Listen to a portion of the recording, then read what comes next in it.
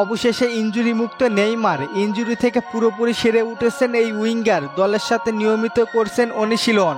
Injury থেকে সেরে উঠলেও নেইমারকে নিয়ে এখনই ঝুঁকি নিতে চাচ্ছে না তার দল। নেইমারের ফিটনেসের অপেক্ষায় আছে তার ক্লাবটি। শোনা যাচ্ছে ম্যাচ ফিটনেস ফিরে পাচ্ছে খুব শীঘ্রই। নেইমারকে নিয়ে অনেক জল্পনা কল্পনা থাকলেও প্রশ্ন একটাই, নেইমার কবে ফিরবেন? সব পরীক্ষা শেষ হয়ে এখন সময় হয়েছে ম্যাচ ফিটনেসের ফিরে পাবার।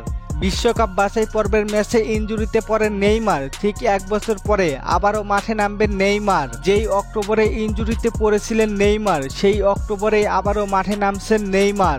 নেইমারের ফেরার কথা জানিয়েছেন কোচ জর্জ জেসুস। সেখানে তিনি বলেন ইনজুরি থেকে পুরোপুরি সুস্থ নেইমার, অর্থাৎ নেইমার এখন খেলার জন্য পুরোপুরি ফিট। তবে বর্তমানে শারীরিক ও মানসিক ফিটনেসের প্রয়োজন নেইমারের। সেই ফিটনেস ফিরে পাবার অপেক্ষায় আছেন তিনি।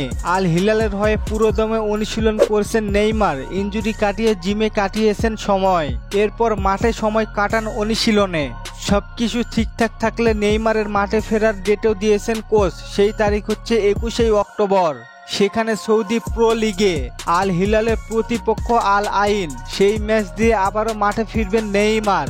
এর আগে নেইমারকে নিয়ে কথা বলেছিলেন ব্রাজিলিয়ান কোচ দরিবাল জুনিয়র। নেইমারের অপেক্ষার কথাও জানান তিনি।